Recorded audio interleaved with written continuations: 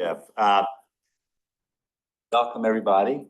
This is the commercial and federal litigation section of the State Bar, which is the organizing group for this panel.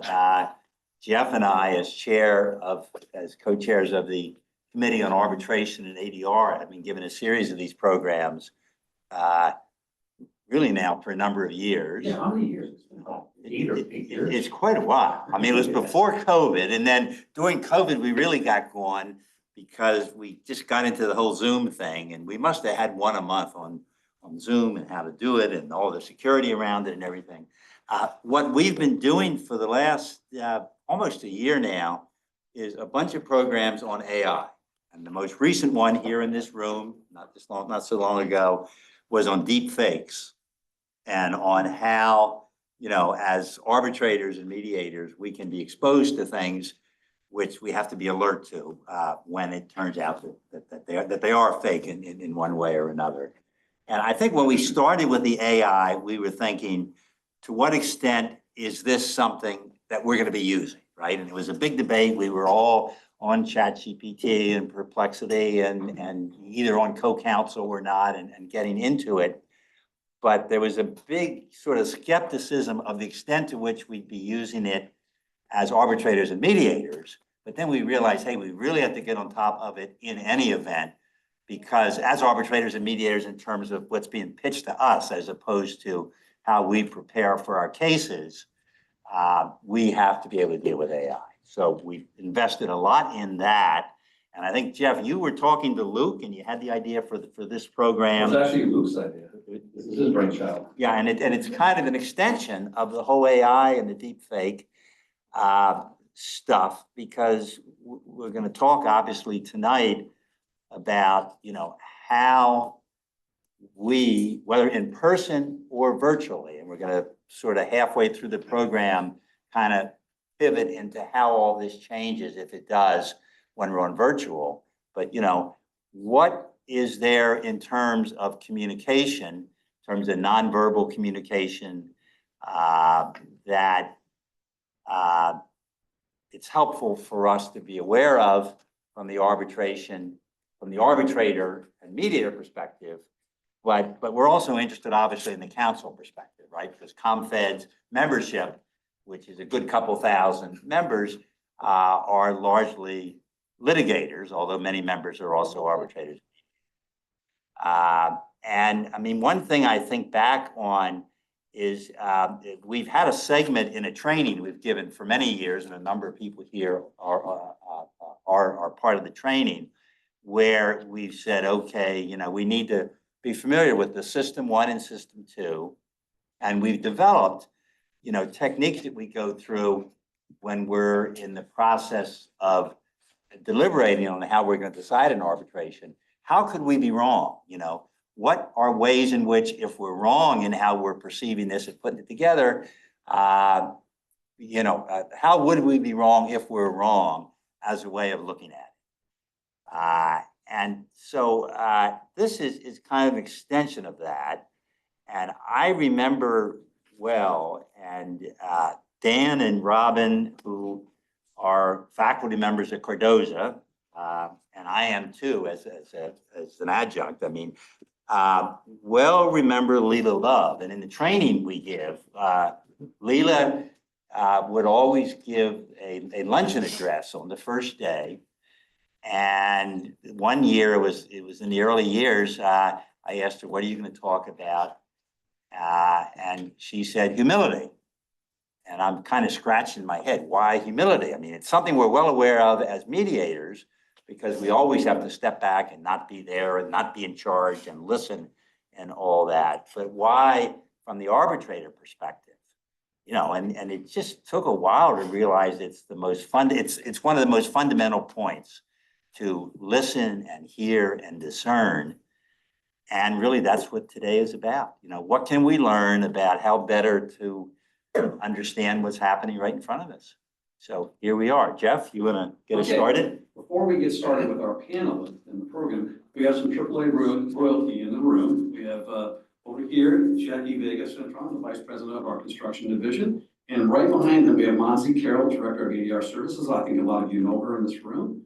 And we also have Jen ready to go. Okay, and I think Earl Hassel was gonna come from education, but he didn't show up. But anyways, okay, so tonight's program is Beyond Words, Decoding Body Language and Silence in Mediation and Arbitration. A really cool topic. We've never done something like this, so I'm really excited about it. We got a great group of panelists here. I'm gonna introduce them, but I'm not gonna read their bios because you can look all these people up and Google them, okay? We have right next to me, Robin Weinstein of the Cardozo Mediation Clinic. I've known Robin for many, many years. Then we have Luke Taylor of Crowdcopia, am I pronouncing? Okay, oh, sorry, we have Dan Weiss, I'm sorry. We switched. I switched on, okay.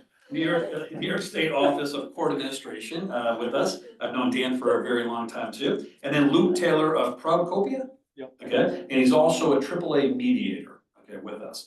So the first question I want to ask you, why did you guys get into this topic? I'm really curious because this is something that's unique for us, and I'll turn to Luke, you first. What made you interested in this topic as a mediator? Or is it before that? So it was actually before that. Another lifetime, 20 some odd years ago, I found myself in Atlanta, Georgia, and I was selling Toyotas. And not really what I wanted to do. I wanted to be a NASDAQ market maker. I wanted to be a trader at the time. They just weren't hiring. So like I said, I found myself in Georgia, started selling cars and had kind of a knack for it and wanted to make myself better. I was at Barnes & Noble, saw a book called The Art of Speed Reading People and bought it. It sat there for about 2 weeks because I was actually nervous to read it because I thought it would change the way I saw everyone. Then I read it and it changed the way I saw everyone. And I went back to Toyota and then I started using all of the techniques and things that I learned in the book for sales and found that it works remarkably well. And that was it. That was the beginning. I continued to read similar body language books. And then a number of years later, I found a book called The 48 Rules of Power by Robert Greene, who has a great series. And that reinforced everything I was doing. And the rest is history. Now I'm here trying to hopefully give you guys some kind of knowledge, teach you something that you can use. And you're a big poker player, aren't you? Yes. Okay, Yeah, you love use poker. these skills for poker? I do. When I'm trying to win, I use them. When I'm playing for fun, I try to not. But it's difficult to turn off. Thanks, Luke. Dan, your background in this area. Yeah, hey everyone. It's good to see some old friends in the room and maybe meet some new people. So I'm Dan Weitz. I've been working for the Office of Court Administration for over almost 27 years, and for around 25 of those, one way or another, I was leading ADR, and I'm still involved, but it's in the really good hands of Lisa Courtney, and Krista Hartley is here from the ADR division as well. And I teach ADR and mediation. And so I've been doing it for a really long time. And now I think it's about 15 years ago, I started reading some of the pop culture books, Malcolm Gladwell's books, Jonah Lehrer, who got himself into a little trouble, but I'll digress later on it. And I thought, wow, as I'm reading about what they're discovering in science about the brain, it was all of the associations from neuroscience to mediation jumping off the page, right? The priming effect, the subtle introduction of a word or phrase can dramatically influence the listener's behavior, whether they consciously appreciate it or not. And then I find myself talking about mediation and our opening statements and all the nitpicking we do around the words. And should we not use the word problem? Should we use the word concern and so forth? So I just kept reading and I became this sort of student of neuroscience. And I've been doing that for 15 years. My vocabulary built up to where I could actually read the studies that were actually done by the neuroscientists. I wrote an article, which is now getting old, but it was called The Brains Behind Mediation, that was published in the Cardozo Journal of Conflict Resolution. And I started integrating it into all of my presentations on mediation, into the courses that I teach, and even in my work as a director at the Office of Court Administration, leading different offices with 65 staff and so forth. So it's become a sort of passion of mine. And it also sort of rejuvenated my passion for mediation. I'll never lose it, but it was kind of like falling in love again, because there might actually be a scientific basis for all the things that we've been trained to do as mediators. So that's how I got involved in this. Thanks, Dan. Robin? I'm gonna check how many people are online right now. Okay. Oh, to that point, if you want to ask questions at any point throughout this program, please ask the questions. And also for the people online, please, post the questions and someone from the State Bar will give us the questions. So, Robin. Thanks, Jeff. I am interested in this subject because I'm just trying to understand my husband better. I have been mediating for a long time, both in the federal court context, in small claims and civil court with my students, in employment discrimination cases. And I'm constantly interacting with human beings all the time, and I'm trying to understand their interests, their needs, their desires, what's happening for them. What do they mean when they tell me that this is their bottom line? Throw it away, Steve Hockman, right? What is it that they're trying to convey through their words? How do their reactions in front of other parties influence the process? How to communicate that to people and think about that. So I'm just thinking about these things critically all the time because all of these subtle movements impact and influence what happens in the room. So that's the angle I'm looking at.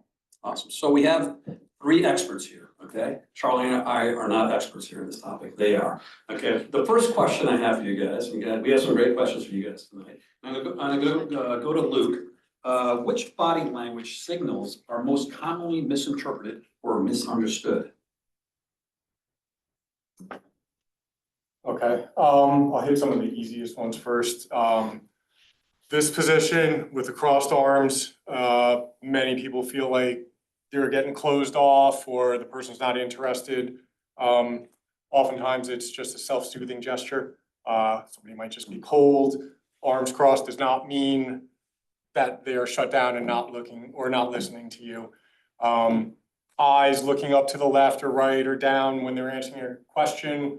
A lot of that is just recall, whether it's a visual or emotional. Doesn't mean that they're lying. Lack of eye contact is another one. This can be cultural. So I do want to say that body language there should be a disclaimer that says, just be aware of the culture, because some cultures, they don't look you in the eyes. If they feel inferior, if they feel superior, then the eye contact is usually longer. Which cultures, if you don't mind? So the only one that I've actually witnessed in was Chinese. I have a bunch of Chinese friends, and in the beginning it was a little, why are you not listening to me? But then I realized, oh, they are listening. It's just part of their culture. Those are some of the biggest ones. The other thing I want to just hit on, and I'm sure this will get hit on further on down the road. There are no defining. There's no one move. Tucking the nose is another big one. I always hear everyone saying, oh, and I was talking to somebody, they started itching their nose. It means they're lying to me. It does not mean they're lying to you. It just means they could have had an itch. Or what is more common is they're just slightly unsure about their answer. And the thing that, with that being said, is I will challenge every single person in this room, the next time you're talking to somebody, whether it's on a phone, it's Zoom, it doesn't matter. Next time you're talking to somebody, whether they can see you or not, if you start talking about something you're uncomfortable, your nose is gonna itch. And you're gonna do this. And I want you to just be aware of it now that I'm saying it. And the next time this comes up and you're talking about a topic that you're not 100% sure about, just realize, why is my nose itchy? And just try to stop yourself from soothing yourself. It's challenging. So those are just the crossed arms, the nose, the lack of eye contact. Those alone don't mean much. And they're often misread as lies. Dan, Robin, signals? No, he covered everything I would have covered. Okay. The one thing I'll add thank you. One thing I'll add that I think sometimes gets misinterpreted in the mediation context is aggressive tones signaling the end of the process to the other person, that's disinterest in resolving a case or disinterest in participating when someone acts aggressively or with a high level of intensity in their voice. I've seen that kind of shut down the other party, and the other party will read that as a signal that they shouldn't be a part of the process and have an instinct to end it. And I often am finding myself in the mediator seat, encouraging people through that aggressive tonality of the other person. That's easier though, isn't it? Because we sort of know that that's kind of intentional to have an impact on the process. As opposed to, I guess what you're talking about, Luke, is more, pre-conscious or unconscious things that people are doing, Yeah. right? Yeah. And then, I guess a question is, how much of this stuff is instinctive and how much of it can we really learn and use? That's a really broadly interesting question here. Okay, Dan, I'm going to turn to you. I think this was your question, actually. What does science tell us about the impact on nonverbal communication, especially in conflict situations? Great, a broad question that enables me. I will say one thing about the previous question. I don't know if it's the most common one, but we'll talk about facial expressions probably a few times during this presentation. And it's the kind of thing that we can read one another's faces. If I were happy, you could probably tell because I'd be smiling. But what the science has learned, and Paul Ekman is someone whose name we'll bring up, is that we don't necessarily feel just one emotion when we're feeling things, and all of those emotions are conveyed in our facial expressions. So we sometimes think we can read people's faces and we can tell how they're doing and reacting and responding, but it's far more complicated than we give the process credit for. So we might often misread someone. We could see the happiness and the smile, but we didn't see the anxiety in the eyes or things like that. And so I think there's this concept of the Dunning-Kruger effect, which is as we start to learn something, our confidence far exceeds our competence. And so as we start to learn more and more about these things, we have too much confidence. I might misread it. So what does science have to tell us? I'll try to keep this brief, but my brain's exploding with ideas to share with you. And the irony is not lost on me. I didn't bring my PowerPoint tonight. There were some questions, should we have a PowerPoint? And I thought, that's pretty interesting. We'll do a program on nonverbal communication and have no pictures and images and stuff like that. And I saw that as a wonderful challenge. I'll just be animated and things like that. Charlie mentioned something in his opening about System 1 and System 2. How many of you have heard of System 1 and System 2? Do you know what we're talking about Daniel Kahneman and Amos Tversky, the sort of founding fathers of neuroscience, sort of coined that phrase, but it goes all the way back to like Plato and great philosophers. The idea is that our brains have two kind of modes of thinking, if you will. System 1 is fast. Kahneman's latest book, Thinking Fast and Slow, the fast part is our gut intuitive response to things, System 1. System 2 is slower, that's reason and logic. So our entire limbic system, the reptilian brain you've heard about, that's the sort of System 1 fast gut intuitive response to things. System 2 is the slower reason and logic and doing math and so forth. So if I had my PowerPoint, some of you have seen me do neuroscience before, there's this thing called the Stroop test. You can look it up, and what it is that exercise when a word appears on the screen, and let's say it's the word blue, your task is to identify the color of the word instead of reading the word. And so the word appears in red, but it's the word blue, and everyone does this out loud and they go blue, red, right? But then as more words appear, you sort of slow yourself down, and you can do it as long as you turn off the automated task, which is to read. We're all experts at reading. We've memorized and mastered the art of and science of reading. They're symbols that form patterns that we've memorized, and when we were little we used phonics and stuff like that, but now we can read automatically. So that's our gut intuitive fast response to the exercise. You have to turn that off, slow yourself down, and read, right? And identify the color of the word instead of reading. Or I could ask you this question: a bat and a ball cost $1.10 in total. Ready? Bat and a ball cost $1. You're already shutting down, right? Most of you are lawyers, math. Bat and a ball cost $1.10 in total, and the bat costs $1 more than the ball. How much does the ball cost? In your gut, you're all feeling like the answer is 10 cents, right? Come on, admit it. And all of you people out there on Zoom world. The bat and the ball cost $1.10 in total, and the bat costs $1 more than the ball. How much does the ball cost? And if you had to give a gut intuitive response to it, you would say 10 cents. It's a heuristic, it's a shortcut. It's an example of how our brain takes shortcuts. When we use our system to reason, logic, and deliberate, consciously deliberate, we're burning glucose, right? The good glucose, and we start to get tired. So we're wired to conserve glucose and just go with our gut. Now, I gave you time to sort of do the math in your head. You know that it's not 10 cents. Does anyone know the answer to the question? Nickel or 5 cents, right? Now I have to translate nickel into 5 cents. Right, so it's 5 cents. Some of you can do the mental gymnastics right now and see, oh yeah, I get it. You have that aha moment. But some of you, probably like me and math and all that kind of stuff, and you want me to explain it to you. So bat and a ball cost $1.10 in total. The bat costs $1 more than the ball. How much does the ball cost? If the ball is 10 cents and the bat costs $1 more than it, then the bat is $1.10. And together, they'd be $1.20. You're with me, right? So by trial and error, you could say, let's go with the 5 cents nickel. What's $1 more than 5 cents? Somebody? $1.05. $1.05 and 5 cents is $1.10. So that's an example of the way our brains work. System 1 is telling us it's 10 cents. It feels like 10 cents.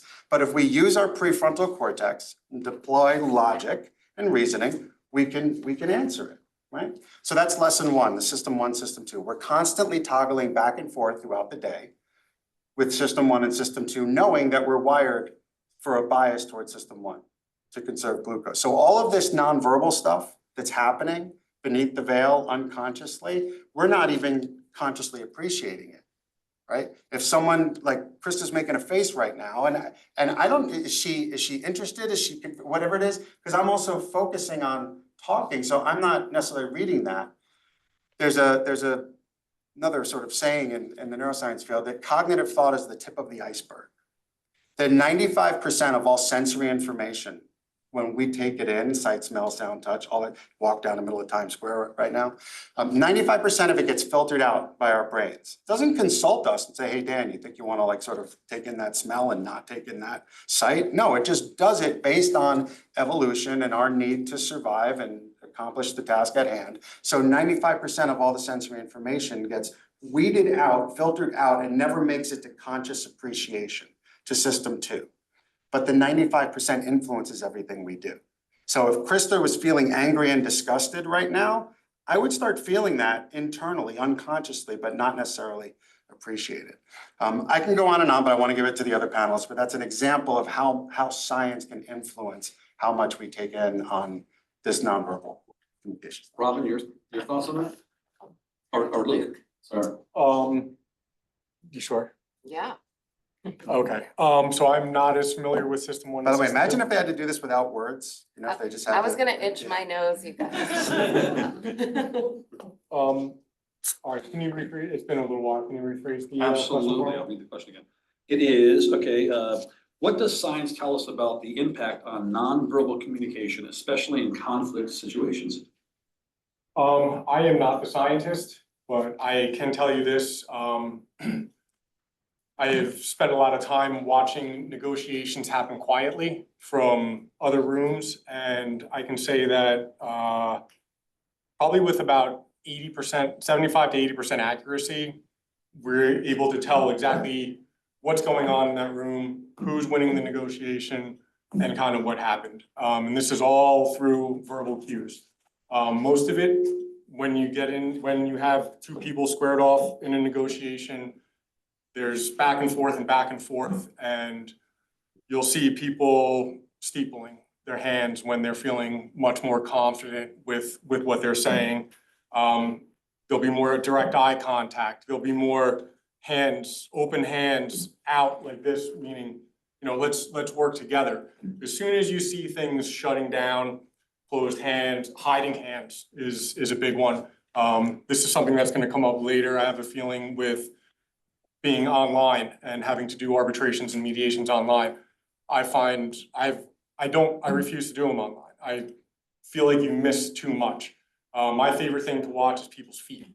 So I can't see feet when they're on Zoom, okay? Why is that? So So feet are the truth teller of the body, as far as I'm concerned. People, they have fake smiles, they have fake faces, they have a poker face, they have all kinds of things that they do to try and hide their intentions, their feelings, their thoughts, whatever, especially in a negotiation. You don't want the other person to know exactly what you're looking for. You want them to know, but you want to do better.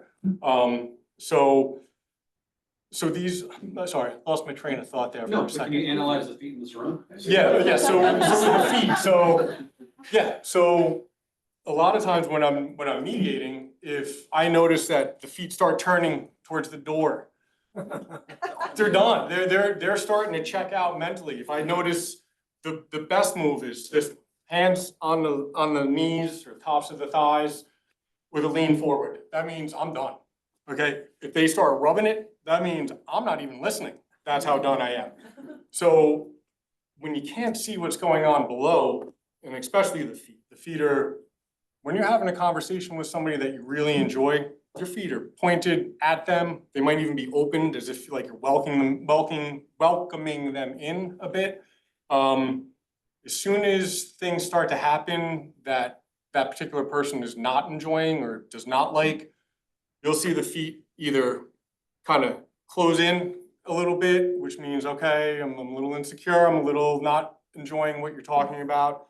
One foot will start to turn towards an exit. And it's immediate, they do them on their own without even thinking of it. And then if you see 2 feet turning towards the exit, you know, all right, they're ready to go, and you'll start getting a little body movement. So yeah, the feet are huge indicators of what's going on. What about crossed legs? We have a few people in the audience with crossed legs. What does that mean? So, There you go, singer. No, this is just, so crossed ankles, relaxed. I'm very relaxed, I'm very comfortable with the whole scene that's going on. If you look, yeah, there, crossed legs, it's just a comfort position, it's not bad. But if you're sitting with somebody and you guys are involved in a nice conversation, and then all of a sudden the person kind of, you know, if I'm talking to Charles and then all of a sudden I'm like, oh, that's wonderful, and I give him the thigh cross, I'm kind of blocking him out. This is a barrier, okay? I'm literally, I don't have anything else. I might try to do something like this, or I might try to put up a few barriers in front of me. But if I don't have any, I'll just go with a leg. And this is a good indication, like, okay, this person's starting to shut me down a little bit. Or if I'm having an excellent conversation, and I love cross, I'll cross them in like this. And this is now kind of creating a little area here of my personal space that I'm inviting you into. Everybody is very conscious of their personal space, whether you are aware of it or not. Strangers, 12 feet distance is pretty good. Acquaintances, just meeting people, 4 to 5 feet distance where it is kind of good. This is a much more intimate setting. We're sitting right next to each other. We're all in each other's personal space, which is a good thing because we're all here together talking about a similar topic. So space is definitely something that you should watch. I use this in mediation all the time when I have people that I feel are shutting down or they're starting to close. You do a little head tilt, all right? Everybody loves a head tilt.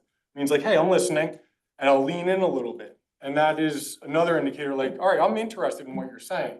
So when I'm mediating, I'll do these little moves and I'll get the whole story. And then I'll reiterate the story to them just to let them know, hey, I understand what you're talking about. And then I'll do the same exact thing for the other party. And this way I'm neutral. I've got the same response for each person. I'm just gathering information.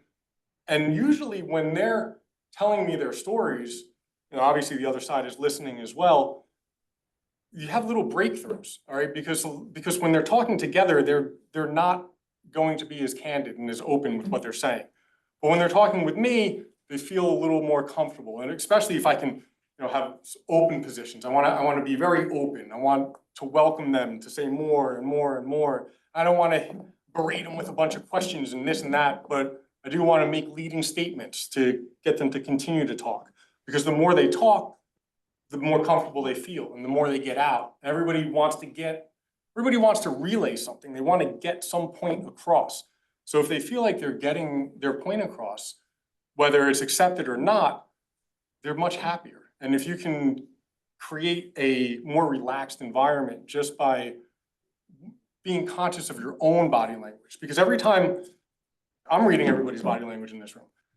But the thing is you're all reading my body language as well. So you have to be very conscious of what it is that you're trying to get across. You want consistency. You want, if I'm making a point, I want to do it in rhythm. If I am talking to somebody, I want to try to match their cadence. I want to create these little mental connections, like Dan was saying, all on a subconscious level too. It all happens very, very quickly. I mean, many times, I'm sure everybody in this room has met somebody that, I love this guy, or I love this girl, or, oh God, I hate this person, I don't even know why. I just want to punch him in the face, I don't get it. So, and a lot of this is because of these weird cues. Like I know when I start seeing mixed cues, I start to get a little annoyed and a little frustrated, more like, what am I doing wrong? Why am I not getting my point across? So yeah, just things to be conscious about. Everybody is reading you just as much as you're reading everybody else. And back to the beginning, the feet are one of the biggest tells in the world. You know, if people tapping and getting nervous, you'll see them move. Whenever somebody jumps, their feet leave the ground, 99% of the time it's because they're happy or excited, or it's called a gravity defying movement. But the feet, they let you know, are you happy? Are you sad? Are you interested? Do you want to leave? Do you want more? So, yeah. Robin, do you think about feet too? I know the FBI and the CIA do. I mean, this is something that, you know, they say the feet are not socialized like the face. And so, yeah, I think it's an interesting point. And the piece Dan shared about listening, you know, he was talking about system 2, and that it's when that part of your brain is engaged. Daniel Kahneman has done all these psychological studies, and it impacts the way we listen when people are engaged in angry or aggressive things, or when they're responding to things in the moment. And so, you know, finding ways, and the mediator techniques that we use actually help people to disengage and use like less of that system 2. And there's a mediator named Roger Dietz. I don't know if you guys know him, but Dan mentioned the glucose piece. Like people make worse decisions, they're more selfish when they're depleted of glucose. So Roger Dietz always has giant chocolate chip cookies. That's a nice nonverbal technique at making people feel better, but the science behind it also helps them to calm and comfort and engage in different decision making. Jeff, before we go to Yes, absolutely. the next topic, one other thing that maybe you've heard of before. You know the studies that have been done on the communication process, the sending and receiving of messages. That's a combination of pitch and tone of someone's voice, all the nonverbal communication and the content. And you know how the numbers play out on either first impression, or when the conversation is about an emotional topic, which is by definition all conflict situations. So do you know how much we take in of pitch tone, for example? What percentage out of 100 is the pitch and tone of someone's voice? Is that 10%? Is it 80%? 80? 90? Is it? It's a lot. It seems like a lot, right? But your gut is correct. It's about 38% across most studies. So 38% is the pitch and tone, right? And if I have like an angry tone, that's going to distract you from hearing me, right? If I have a calm, well-paced tone and cadence, et cetera, you're more likely to be able to hear me. The nonverbal communication is roughly 55%. Am I in your personal space? Hand gestures can be fine, but too much of it, it's probably cultural too. I have an Italian wife, so it's, you know, so 55% of it is the nonverbal stuff, right? If I'm up in someone's face and my facial expressions are angry and things like that, that will distract you from hearing me. And if we're back to math again, that leaves 7% for the content, right?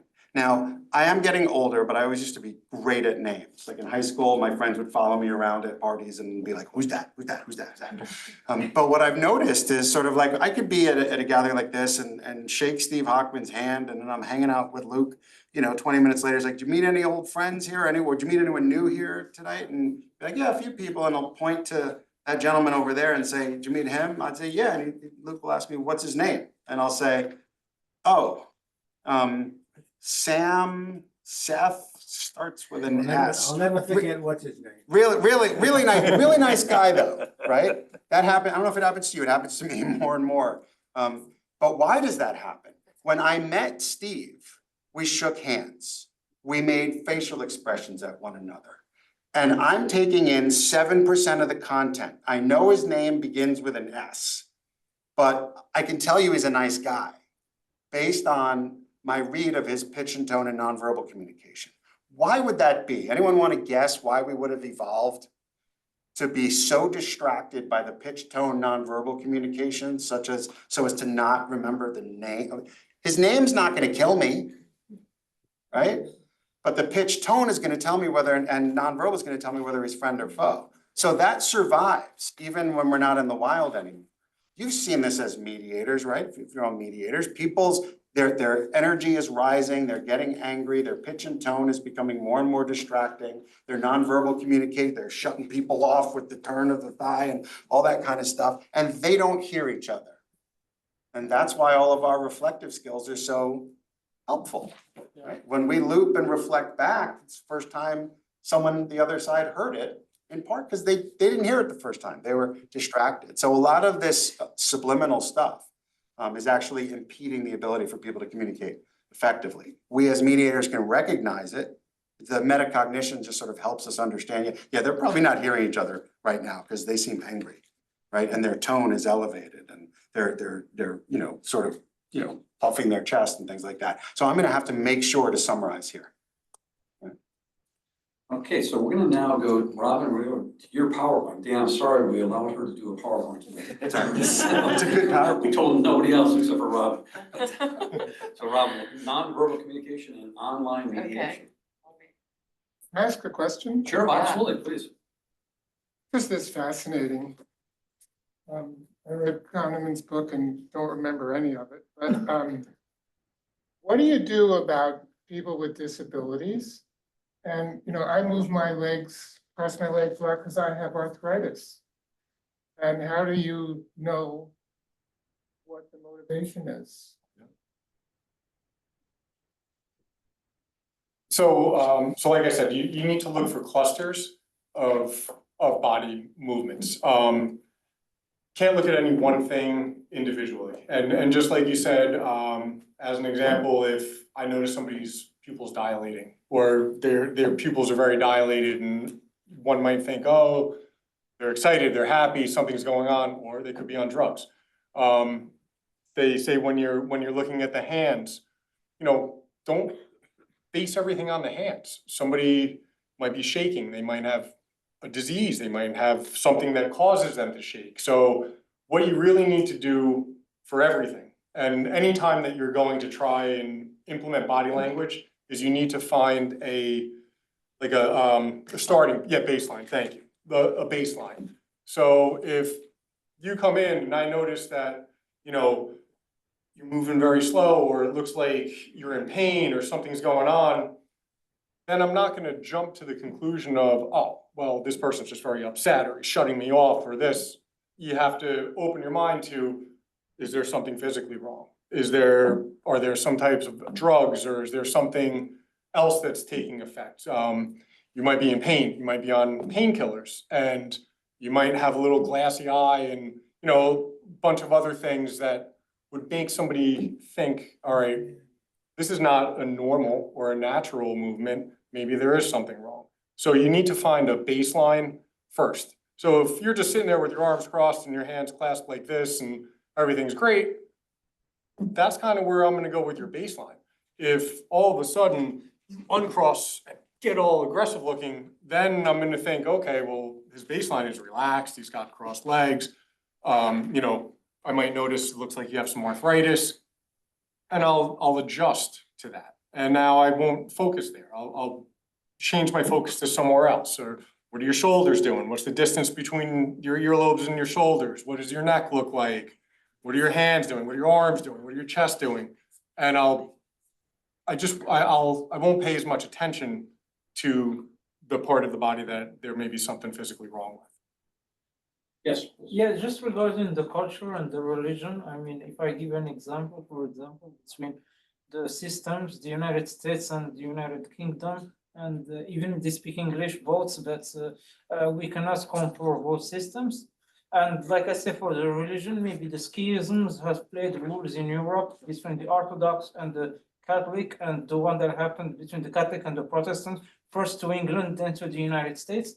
And how could this like make a difference? Like we know, like if we speak about US versus UK, for example, or we go back, we trace back the UK tradition in this kind of communication to the medieval era sometimes, even in France, with the ancient regime. But the United States demarks itself as a country that should not resemble them in this matter. I mean, so how could we like assess the differences that were created by historic culture and religion through this schism? So I do believe that you should do your research. There are definitely cultural differences, okay means something here and it means something different somewhere else. Different hand movements, the degree of eye contact that you have. There's a whole bunch of different cultural differences that would come off as offensive, even though in your culture it might be unoffensive or kind. So I highly recommend that if you know that there are gonna be, I'm just making this up, but if you have a Christian and an Orthodox Jew that are both going to be in a mediation or something together, it's very important to understand both of their cultures so that you can understand how both of them are acting. And some of the body language, some of the movements, like I said, for an Orthodox Jew, may be just common and normal, but for somebody else, they may be insulting. So it's very important to understand the cultural differences. And when you're doing your mediation or arbitration, don't be afraid to mention it. Like, oh, hey, I noticed that so-and-so is doing this. Just so everybody knows, that's part of their culture. It's not, it's not offensive. It's not meant for any other way. So usually, and it sounds weird and it's sometimes uncomfortable, but usually shining a light on that difference gets everybody to accept it and then move on. And then they understand, hey, if someone's doing this, maybe that's part of their culture, and it's not offensive and it's not angry. So you just got to do your research when it comes to cultural. Okay, thank you. David? Yeah, I have a question. Before a mediation session actually begins and you're dealing primarily with counsel, do you ever, I think it's really a takeoff of what was just asked, but instead of culture and religion, do you try to research the individual? Do you ask the attorney, like, what is your client who's going to be participating like?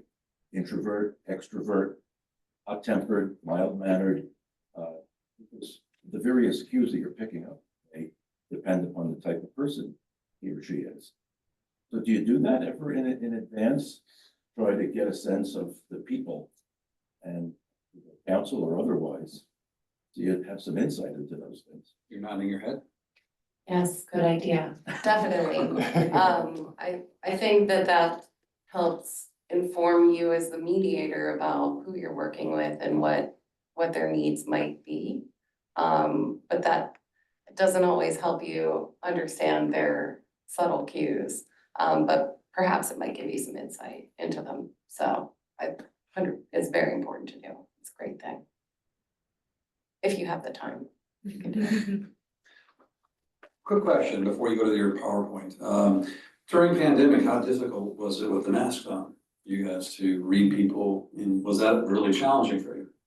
Well, during the pandemic, I flipped fully into online mediation. And you're gonna go. And I'll talk about that, I mean, in public, yeah, I mean, think about it, we all had these interactions with people that were masked. I think about it in the context of, my son started kindergarten in the time of COVID, and all of the kindergarten parents would like hang out and we would have these play dates, but everybody would be wearing a mask. And then finally, I met all the people without their masks on. And there's sort of that shock that happens in your mind when you saw someone's full face after comparing it with what you imagined their face was. And I actually think there's something very similar to that in participating in online mediation versus in person. You have that same experience where you're building relationships with a person that you're envisioning based on the rest of your imagination, plus what they're presenting to you. And then if you have had also that feeling of meeting someone online and working with them online exclusively, and then meeting them in person, there's that same shock because your brain is building the rest of the castle or the rest of the picture, automatically without you asking it to do that. And building relationships and trust and making decisions about that person based on this perception. So it's an interesting thing. We are gonna get to Robin's PowerPoint. Or not. But I'd like, no, but I love that question, and it reminded me of something. So I also, I survey literature and I've also done presentations on like what makes the best teams, and it's in a lot of the literature I've read, it just itched. I really wasn't unsure of what those things are. But there's this concept of reading the mind. It's called the reading the mind in the eye test.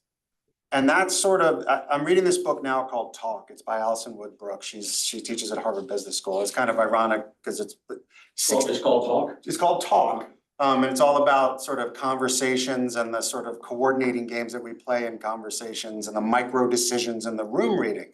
So the room reading is the kind of stuff she talks about where like you don't have to guess. Like she talks about those situations when you're not really, like you're walking down the sidewalk, here in New York City, and you sort of do that dance, you don't know which way to go because you're not conversing, but we typically use 16,000 words a day. But there's all that other stuff that's going on. But anyway, we can read facial expressions, right? We talked about that a little bit. Paul Ekman's work, like we're gonna talk, maybe we won't get to the question I was talking about now. If I go like this, what emotion am I likely feeling? Happy, right?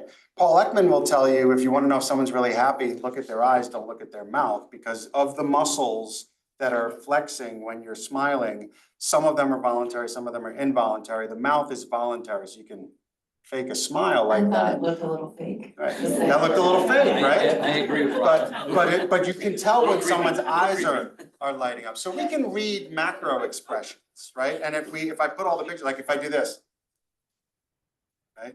That's disgust, right? Or like that's anger. You can read those facial expressions, right? But if I had a mask on, it gets a lot harder. Yep. And so this reading the mind in the eye test is basically showing you just the eyes of people.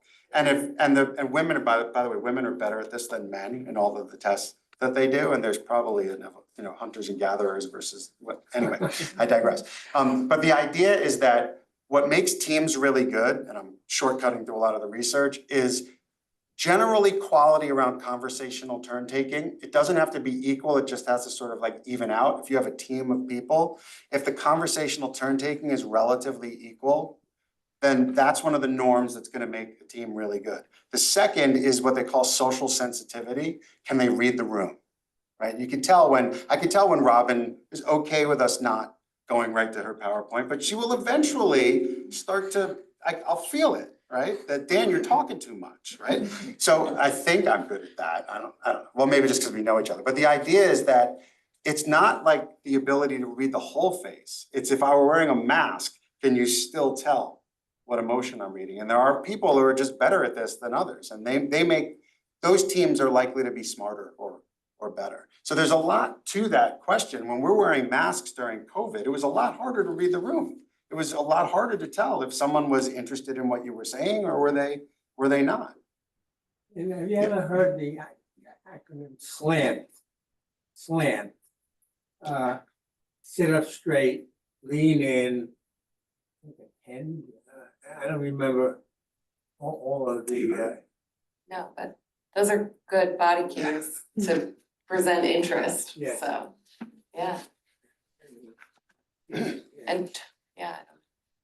We had a question over here. Yeah, we had a question, right? Yeah, I had, Actually, interesting when Robin made her introduction about she wanted to understand it question better.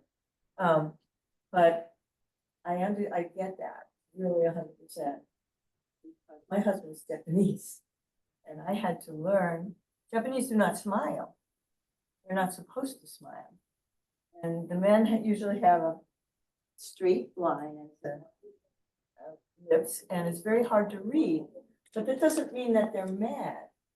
So when you're dealing with an Asian culture, you have an entire different set of facial recognition to deal with. And I think, in my experience, having lived in Japan, when there is a negotiation, it is extremely difficult for Western to understand what's being brought to the table, or they can't say no either because it's not allowed.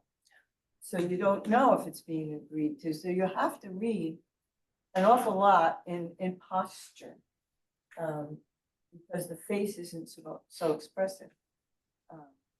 However, all of the little monks are very smiling, so all their eyes are smiling. So there is expression, but it just has to do that. And my thought is, when you go into mediation in these type of situations, you really have to, as you said, study what you're dealing with so that you can actually start on the same foot. Yeah, I had 40 years to understand that.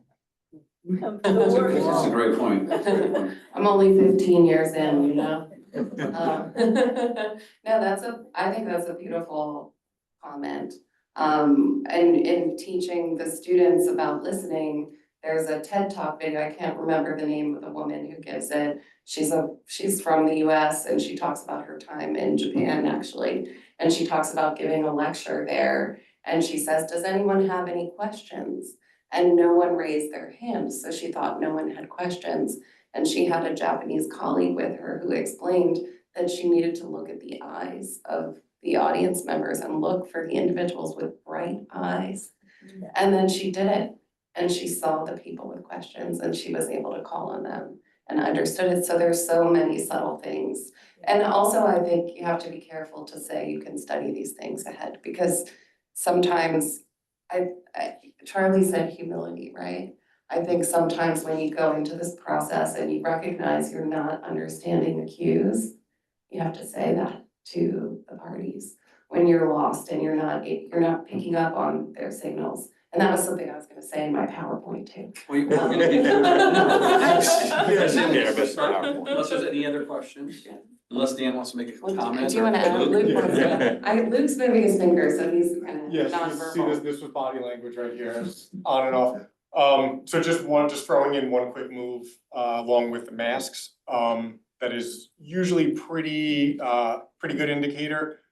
When you see somebody's nose wrinkle, okay, and this is part of a micro expression, and this one does work on Zoom, so you could be talking and saying whatever it is, going through whatever spiel it is that you're going through, and if you see somebody give a quick little, like, sometimes it's a little head shake, sometimes it's a little one corner of the mouth smirk, but always a little wrinkle here in the nose.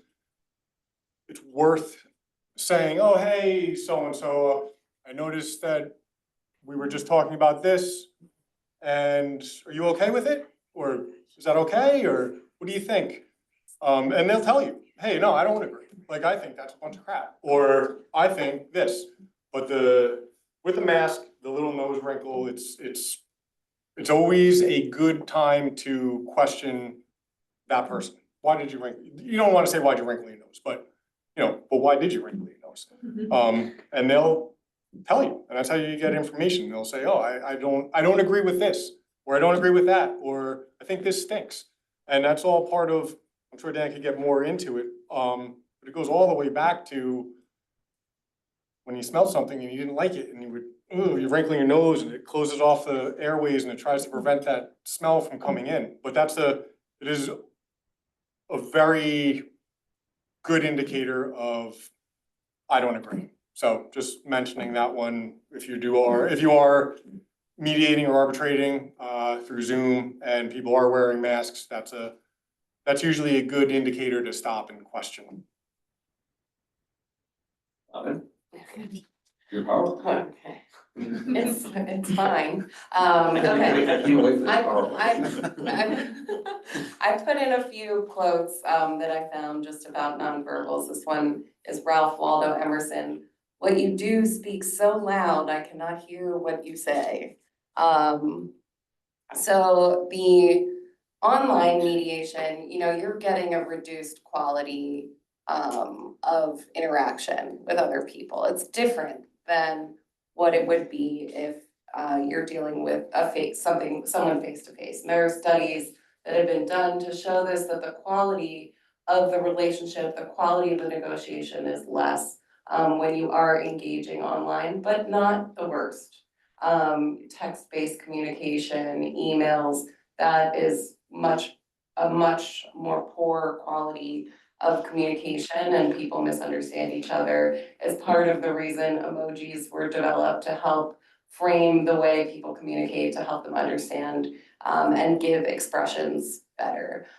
Do you want to speak a little bit about what you were talking about, the science behind the brain and video interaction that you were talking about earlier? I was really interested in your PowerPoint, but. I wanted you to touch on it. So very quickly, we were talking about this before.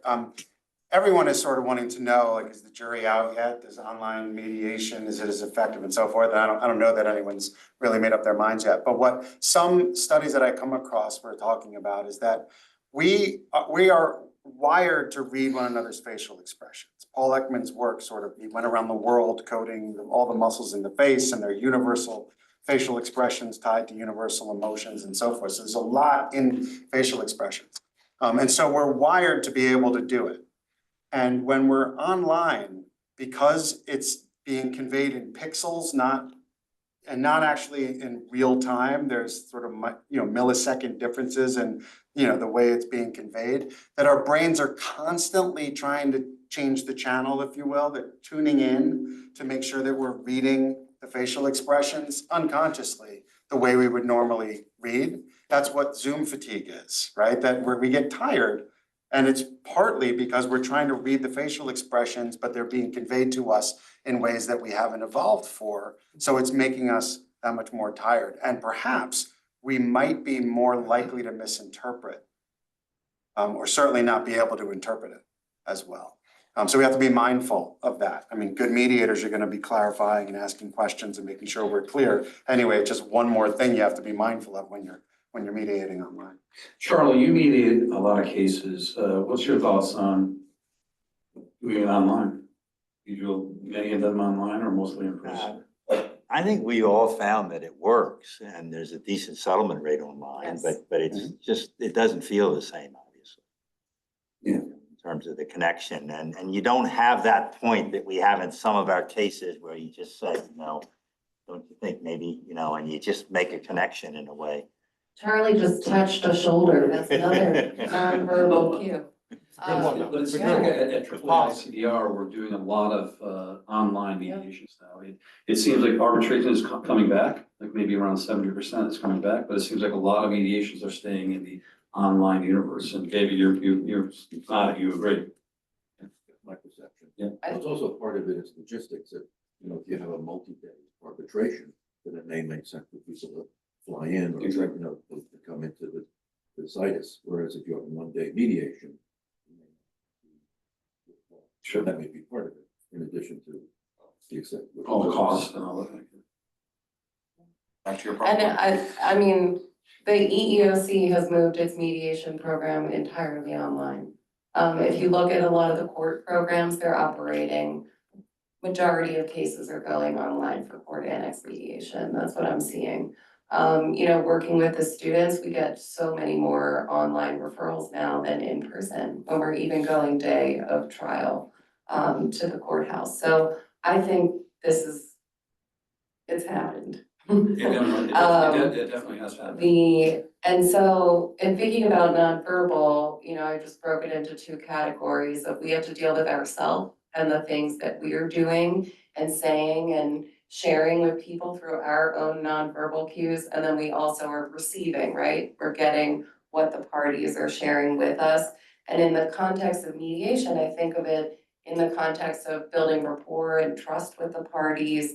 I'm using nonverbal cues. I'm using them when I'm listening to demonstrate that I'm listening. I'm using them when I'm listening to get them to share more. Using silence, it says silence is in the title of this panel. You know, that's one of our nonverbal cues that elicits people. Is there a science behind the silence piece, the discomfort piece, Dan? Just check. I'm sure there is, but I want to hear more of your dog. And also using nonverbal to demonstrate empathy is a piece of what we do. And then I was thinking a lot, you know, in preparing for this and as I was doing different mediations, thinking about it, like using my own poker face and like, you play poker? But you know, having that poker face is important when you're relaying offers to parties, because sometimes we're like, oh yes, like they made a big move, this is good, but the other group might not think it's so great, or, you know, just thinking about what your tone is when you're relaying numbers, what they're gonna feel, how they're perceiving it, and then reading it. And I had an experience recently in a mediation where I had two parties, they were married, and they were stone-faced the entire first half of the mediation, no reaction. I brought them horrible numbers that were incredibly insulting, and I always prepare myself and the parties for like to hear insults and, you know, to understand as part of the process, and they were giving me nothing. And finally, to the point where on this, and they were in their own box together, sitting next to each other on a sofa, their attorney was in their own Zoom box. And finally I said to them, I just made a joke of it. And I said, I would love to play poker with the two of you because I cannot tell what you're thinking at all. And I just said it. And then after I did that, they ended up sharing what was going on, what the relationship was with the person. But just naming it and sharing that, you know, I couldn't read the signal helped me in that situation. I had another party in mediation turn their camera off halfway through the mediation. They just couldn't deal, maybe they had Zoom fatigue. I'm pretty chill, you know, like if somebody's uncomfortable, the attorney was still participating, but she needed a break. She needed less intense medium. And so then I had to rely on her voice, her tone of voice, and I had to negotiate with her voice only. And we did it and we made it, but it definitely was harder. And I also had to think about it like, I think she can still see me, even though I'm just talking to her voice. So I had to think about how I was presenting myself. It's different on the phone, where I might like stick my foot up on the desk if I'm talking to you, you don't know, but I'm very comfortable. You know, so just being mindful of how you're engaging in that way. I was telling the group earlier, I recently had one where somebody was wearing a mask in an online mediation. It was the attorney. And then that just killed my ability to read their social cues. I couldn't tell if this person was, I had never worked with them before. I didn't know if they were nice or mean or happy or upset. They were an attorney in the second chair, but it was very disconcerting. Like I just couldn't read the signals. So it was just another barrier through the online. And then the last one, example I thought I would share, and if anybody else has any stories, please, but was a summer intern was in a mediation I did recently for one of the firms. And when I relayed a number, her face like was in shock with like the jump that they had made, but no one else, everyone else kept it cool. But I just think, you know, there are these signals that people convey that we can pick up or we can miss. You know, we talked about camera angles and making sure people can be seen. In some mediations, the parties and the attorneys will be together in a big conference room, and where the parties sit, thinking about that, how you can pick up the cues. Can you see the feet? Usually not in this process. We don't get any feet. So those are things to think about. And then I had a quote from Charles Dickens, who was talking about the electric telegraph and said, electric communication will never be a substitute for the face of someone who with their soul encourages another person to be brave and true. And I thought that was beautiful because I think in mediation, sometimes we're trying to help people do that. But the medium it's not always the same. And it also allows for a distance between the parties with the breakout sessions. There's really less physicality, less interaction with the other parties.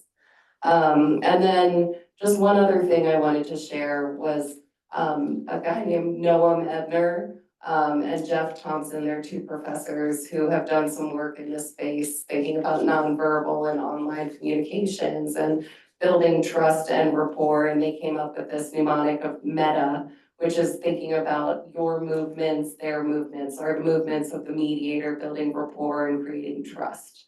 Are the movements of both the parties and the mediator visible? Is the mediator's eye contact with the screen or the webcam? How are we looking at them? How are we engaging with them? Thinking about your own environment as a nonverbal cue, your background, what you're sharing, are you blurred out? I'm a mediator who leans towards transparency in with everything. And so that's something that you have to think about. Are there distractions? And then touch, Charlie touched a shoulder, maybe in person. Are there ways that I recently was with a mediator, we were doing a presentation and she does personal injury and often there are catastrophic accidents. And she'll meet with the parties in person and touch a hand when it's appropriate and if it makes sense and probably with consent, she's thoughtful about it. But that's a way to show someone that you're listening and not only that, but you're demonstrating empathy, you care, you're concerned. You can't do that in the same way online. And then tone, are you clear? Are you calm? Are you creating a productive environment through your tone? And then also your clothing, maybe I have gym pants on the Zoom, but on the top I'm presenting very professionally. But I think all of those things are nonverbal choices that we're making in the online context. And they're important for building trust and making those choices about it. And then Ebner cited a study that was done in 2012, and I'm sure there are more studies that have been done, but it's about camera angle and trust. And they assessed negotiations that were happening where somebody could see your full body versus somebody seeing just your head and your shoulders. And they found that more trust was reported with the head and shoulders version of the camera than the full body. And that's what people were surveyed on. Did they say why that was? It was just a rating of perception, but I don't know that they said what the psychology behind it was. It was just about studying how people perceive the online versus, in different formats. You allowed the person to turn off her camera, but do you have any requirements going into the mediation that you have to do certain things on the camera or angles or nothing like that? You don't have any requirements? Well, people will do what they're gonna do. You try and ask them to find a quiet space to do it, to engage in the process, but parties don't always do everything their lawyers ask them to do, or sometimes they have to go to a meeting and now you're looking up their nostrils while they're driving in the car because they need to go, but do you end the mediation because of that? And the question is, if they're able to participate in a quality fashion or make decisions, why would we end it, right? Maybe, but some mediators might end it and not like that. So I think that's a choice. The last quote. Oh, the last quote is Maya Angelou. I've learned that people will forget what you said, people will forget what you did, but they'll never forget how you make them feel. And the last piece of this is, how do you put empathy through the screen, right? How do you show people you care? You do have to smile. You do have to exaggerate your movements and your emotions and the things that you do a little bit more to make sure that people feel connected to you, to the process. I had a party recently where he was silent the whole time. He did not talk. He fully relied on his lawyer, who was excellent, and he did the right thing. But the whole mediation, even though I could see like 3/4 of his face, I was like, "How you doing? Mr. Blah blah blah. Are you okay? Are you checking in and just making sure and really engaging with the parties in a meaningful way, even if you're not getting that same level back." And there's sort of a question around, with Zoom, you can see yourself if you want to, or you can shut it off and you can do hide self view. And I was talking with another mediator earlier today of like what the preference is, and we both like looking at ourselves in the mirror, making sure the poker face is strong, or whatever it is. It almost is helpful in a way to see what you're doing. But there, Noah Mebner says that it also can promote selfishness when you're staring at yourself all the time. And it can distract you from the underlying act of what you're trying to do. So it's just a choice. So those are just some thoughts I had on that. And Dan and Luke, do you have any comments on this wonderful PowerPoint?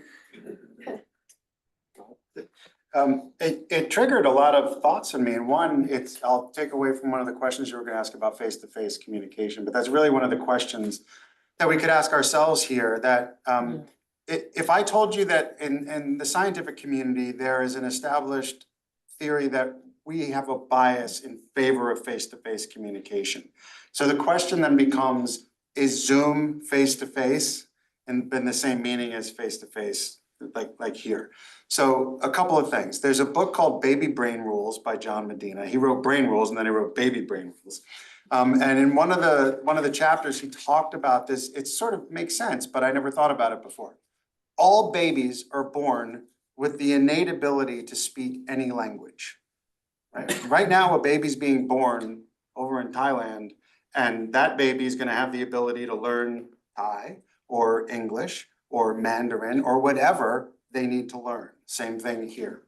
And that ability is a window that stays open for about 2 years. You can keep that window open if another human being, face-to-face, speaks and teaches that language to that baby. So that window of that ability that better than you and I have now, if I'm doing Duolingo to try to brush up on my Spanish, and it's hard. So that window stays open as long as there's face-to-face communication. If the languages are being taught, and they studied all those baby Einstein videos and things like that, if it's being taught through a screen, the window does not stay open. So there's an inherent bias for face-to-face communication, right? There's another study I came across. You all know Prisoner's Dilemma, it's that game taught in business schools. Robin and I get arrested, they separate us and they offer us deals, and there's a social contract, and if we I'm selling them down the river. right? So the goal of the game is for us to cooperate, right? We're supposed to not sell each other out, because then we're both gonna go away for longer. If we both remain silent, maintain the social contract, cooperate, then we might go away for a little bit, but not a lot. The thing about Prisoner's Dilemma is I don't know what she's saying in that other room, and she doesn't know what I'm saying. So the game could be 10 rounds, and in round 1, she doesn't know what I'm gonna do. She doesn't want to run the risk of me, confessing, and then she remains silent. She goes away for 10 years and I go free. So she might confess in round 1, right? And I might confess in round 1, and we'll both go, whatever it is. The goal of the game is to eventually achieve cooperation where we both remain silent. So they put people inside functional MRIs. These are magnetic resonance imaging machines that measure the levels of oxygenated blood as it goes through the brain, and they inject you with dyes so they can see which regions of the brain appear to be most active because of the levels of oxygenated blood appearing in that region of the brain. So for example, they show you a picture of your child at home, and assuming no trauma, it's a typical childhood, it's gonna call up memories, and this region of the brain called the hippocampus has higher levels of oxygenated blood going through it. Science can't say it's causation yet, because we haven't mapped the human brain like we've mapped the human genome, but there is a correlation between the hippocampus and memory. Or they show you things that will trigger fear and anxiety, and the amygdala lights up. And so science draws these correlations between the amygdala and fight or flight and anxiety and fear. So you're inside a functional MRI and you're playing Prisoner's Dilemma, right? And when you play Prisoner's Dilemma with another human being, you get dopamine, and you achieve cooperation, you get dopamine. Now that's actually even cooler than it sounds, because they've proven that we are wired for competition. We get dopamine and all kind when we compete and stuff like that. No one really knew that we were wired for cooperation as well, that it feels good and we get dopamine when we achieve cooperation with other human beings. That's a wonderful thought. When you're inside a functional MRI and playing with another machine, not another person, you don't get the dopamine when you achieve cooperation. There is a bias in favor of face-to-face communication. And in this book, The Master and His Emissary, Ian Gilchrist talks about it in terms of, if you've studied negotiation theory, you know that negotiation is often about reciprocity and calculation, right? Robin moved a couple of steps, so I'll move a couple of steps, and people have charted it out, if they move, equitably, they'll eventually settle, but it's about reciprocity and calculation, not mutuality and fellow feeling. Not, you know what, I've known Robin for a long, long time, we're colleagues, we're friends, we've spent time together, we're in this conflict, and I don't like her proposal, I don't think it's fair, but she's a human being, she deserves mutuality and fellow feeling, I will do it for her. That's what you want in a negotiation and a mediation. And it's more likely to happen if you can get through the joint sessions and create an environment where people can hear each other and understand one another. And you'll get to mutuality and fellow feeling more likely than in joint session. It's a trade-off, however. You might not get to resolution in that joint session. They just might not be ready, and you might get to resolution somewhat durable, may not be as durable, but durable enough in a caucus situation. So that's that's what was triggering for me when we were talking about this. I'd love for someone to study, will it work if you're doing it through Zoom? With face-to-face communication through Zoom, can you get mutuality and fellow feeling? I've seen it in the room. You know those mediations you've done when like the parties want to hug each other and they're crying it all out. They're few and far between, but it does happen. I've yet to see that in all the Zoom mediations that I've done too. I don't know, have you come across that? Please tell me you have. I had one yesterday. But nobody was in an MRI, so I don't know if they had dopamine. Luke? Honestly, I think they covered it and answered it better than I could have, so. Okay, I have one final question. I like this question a lot. I don't know who gave it to me. Can you explain how mirroring another person's body language builds rapport, and when might it backfire? Who wants to take that one? I'll do that one. So mirroring is it's a very common used thing. People do it all the time, subconsciously, they're not even aware of it. It's when you might be talking to somebody and they might cross their arms and you may cross their arms, and you start doing some of the same types of movements. It almost creates a little bit of a rhythm between you. The dopamine button gets hit and says, hey, I like this. This is good. I want to continue with it. So some mirroring is excellent. It builds a rapport. It earns a little bit of trust. It gives some sort of a commonality with the person that you're speaking with. But if you do it too much, and you can always think, I have two kids, so younger kids, and it's, one will say hi and the other will say hi, and they say I'm going to the school, and it says I'm going to the school, and they just mirror every single thing. That's annoying. Nobody likes it. People, it's angering. It becomes mocking almost. And it really gets people extremely angry. I guarantee if any one of you, if we were ever in conversation after this, and I just started doing every single move that you just did, and I started doing what is wrong with this guy? But if I subtly, notice that you're kind of leaning and talking, and I'll start kind of leaning the same way, and our tones will kind of sync up with what we're saying, and it'll just, it happens naturally. And everybody in this room does it, whether they're aware of it or not. When you meet somebody that you don't like, you won't mirror them. And it'll become very apparent very quickly that you're not interested. And it's usually best to just kind of go on your own. So to hit your question, some mirroring is excellent. It builds camaraderie, it builds rapport, it builds trust. It's a very positive thing, but too much of it can become mocking and can become insulting, and it'll shut people down right away. So you wanna kind of be on the same page with everybody, but you don't need to be on the whole same book with everybody. So yeah. Can I riff off of that? Please. Great. We're doing jazz up here. So there's science behind what Luke was just saying. There's this emerging concept in the neuroscience community about mirror neurons. Has anyone ever?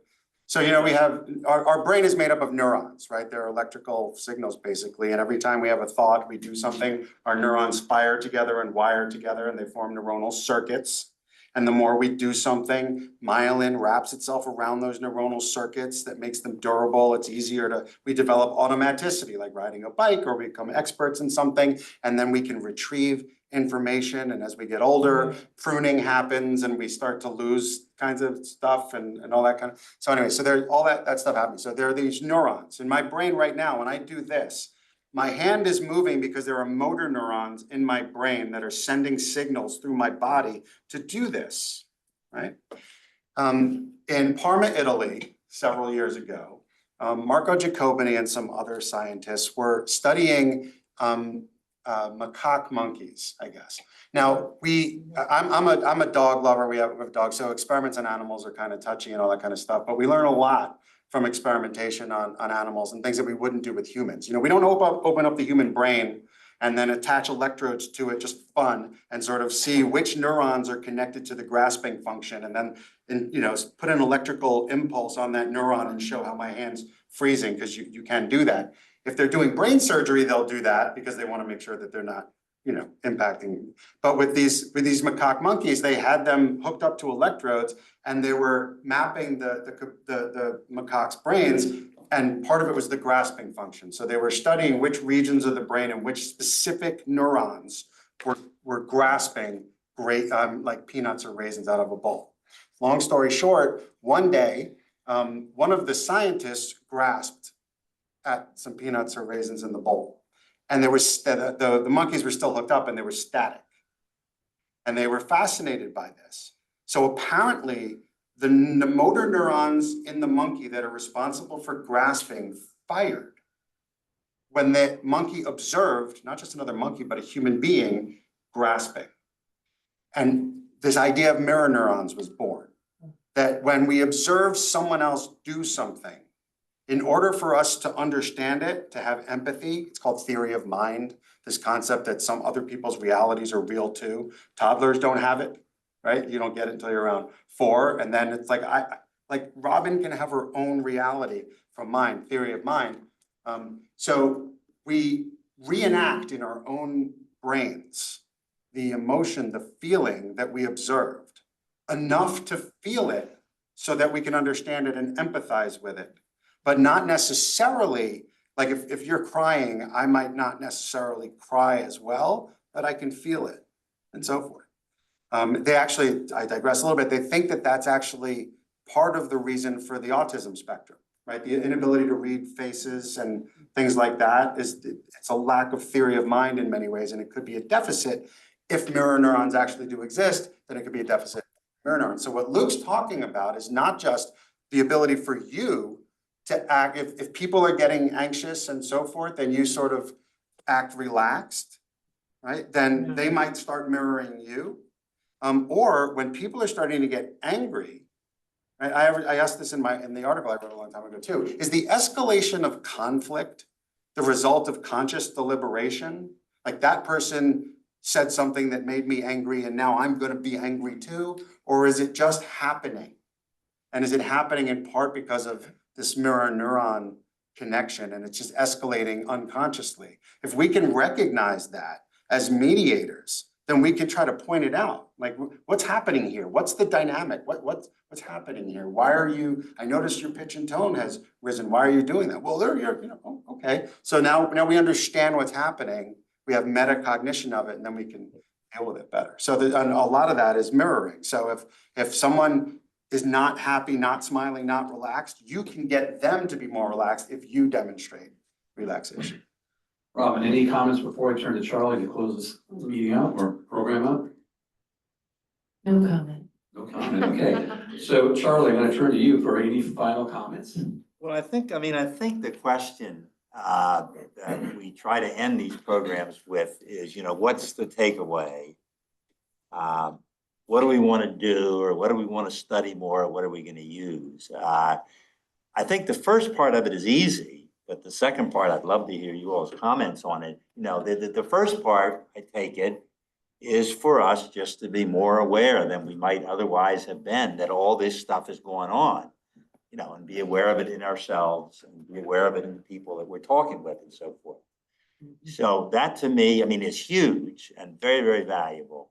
The harder part, which I don't really think I understand the answer to at this point, is to what extent is this an area which we're going to study and use? Because I have a sense we have to be very careful because you can't fake the kind of stuff we're talking about. So maybe we can read and study and look at a bunch of the books you talked about, Dan, and so forth, and sort of learn more about it.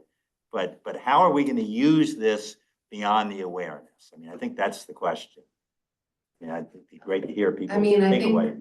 Just to get creepy, I think that right now there is technology, like there's a documentary that's about an hour long online about nonverbal communication. You can look up, I can send it to you and you can send it out, but at the end of it, they show sort of the technology around this and the like advertisers are using this to like look at your face, see how you're reacting, probably inside my phone is looking at me right now.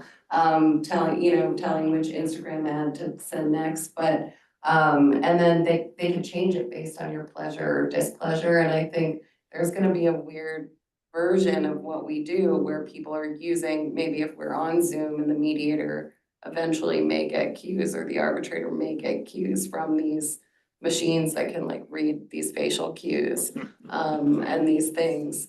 So that's just like a possible future option, but go talk about now. Okay. Yeah, so it's, this is definitely an area that has been getting a lot, at least it seems like a lot more traction lately. Especially with, Dan was talking about a little earlier, especially with AI and the ability to take so much information and put it all together. So I think to answer your question, these are all things to just be aware of. The idea of just being aware of body language is just gonna change you right off the bat. Being aware of how you control your body, what you're portraying when you're not saying anything is huge. Most of the communication is silent, and the way, I think there was a few studies done that the normal human's ability to detect a lie is just above 50%. And the baseline is 50%. So, because you're either lying or not, so you're gonna guess you're 50-50. But I do believe that if you can incorporate some of the things that we're talking about, maybe do some research on your own, your ability increases drastically. And it may not be lie versus truth, but more comfort versus discomfort, or confidence versus lack of confidence.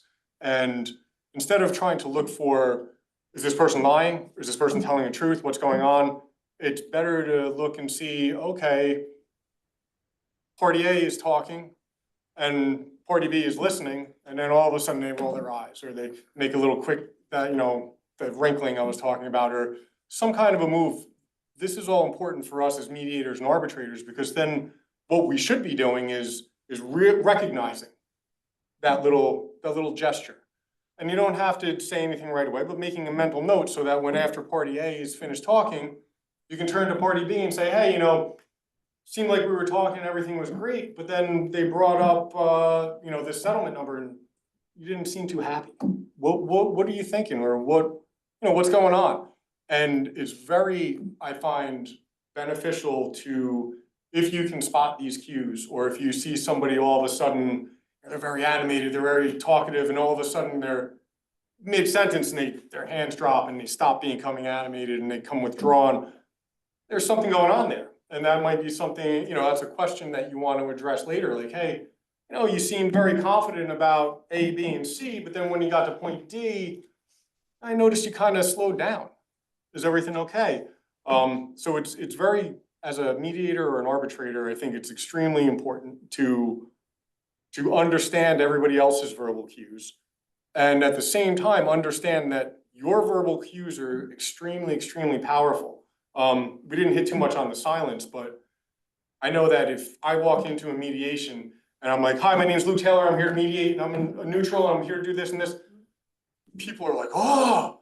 But if I say, hi, my name is Luke Taylor, and I take a second or two, and this idea of controlling time, okay, it changes everything, okay?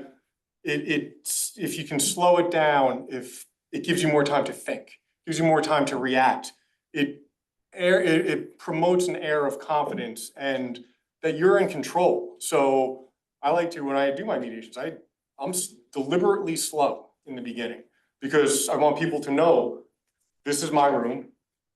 I'm in control here.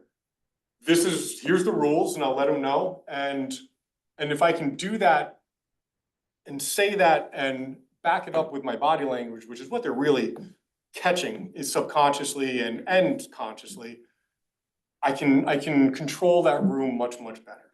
And I'll look for baselines and I'll look for deviations from those baselines. And I find, again, that was the last time I'll say it, but it's very important. When you see any deviation, you should address it.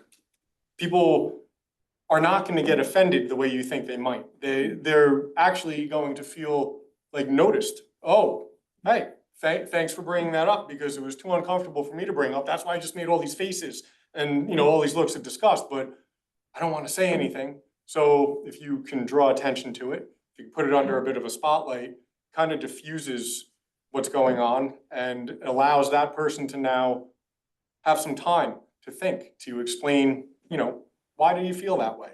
And once you get both stories, you usually, at least I found in my mediations, once I can understand where both parties are coming from, it's very easy to find some point in the middle for them to meet. So that's, yeah.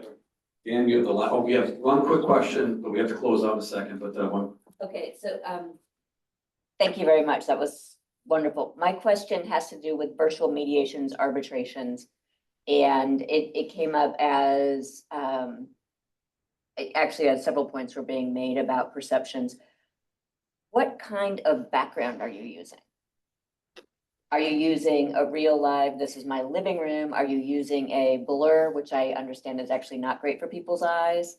You know, how are you maintaining that comfort and professionalism? Do you have thoughts?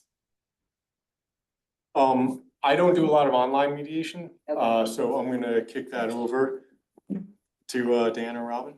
I use my office background or just like a wall behind me that's pretty simple. Okay. I actually used to have art behind me, but one of the parties reacted to it and I was like, oh, let's change this whole thing. But I think just a nice professional background that's clean and clear.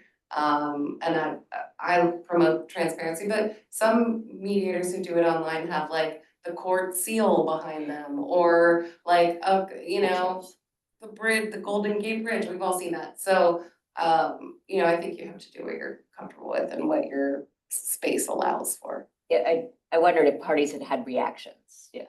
Dan, you got the final word? Yeah, I like Robin's idea. Transparency and simplicity is probably the key. What I would say to Charlie's question too is number one, in my journey on learning about neuroscience and all the conscious, unconscious stuff is that in many ways it just reinforced a lot of the things that I was trained to do as a mediator, be very particular about the words I use in my opening statement, frame issues in neutral language. Looping is important because of the dopamine effect, which we didn't talk about too much. But ultimately, as I use this maxim with my students, is just stay curious. And that's really what it is, no matter whether you know a lot more about it now than you did 90 minutes ago, and maybe we know a little bit more, but the difference between us isn't enough for me to take certain actions that you wouldn't. But you might be curious. When someone shifts their legs in a mediation, you will never ignore that again. You won't necessarily know what it means, but you will be curious, right? And the more you think this stuff through, the more competent you will get at it. It's kind of hard to do a lot of things at once. So when you start a mediation, there's so much going on. Are you taking a baseline on people? But eventually you will. You'll be able to do all these things and take a baseline. And then when someone deviates from it, you'll know, all right, make a note. I might just caucus later. There's been a lot of deviations going on. I'm not going to try to address it in the room. I'm going to caucus later and I'm going to ask them how they were feeling when certain things were going on. So you can use it already, but do it from that standpoint of curiosity, not from judgmentalness, you know, things like that. Okay, a big round of applause for our panel. Thank you so much. And we have plenty of food, pizza, wine, beer, sodas, waters next door. So please join us for a networking reception. And thank you guys again. Thank you, Jeff. Round of applause for Jeff and Yes, thank you. Charlie. Thank you.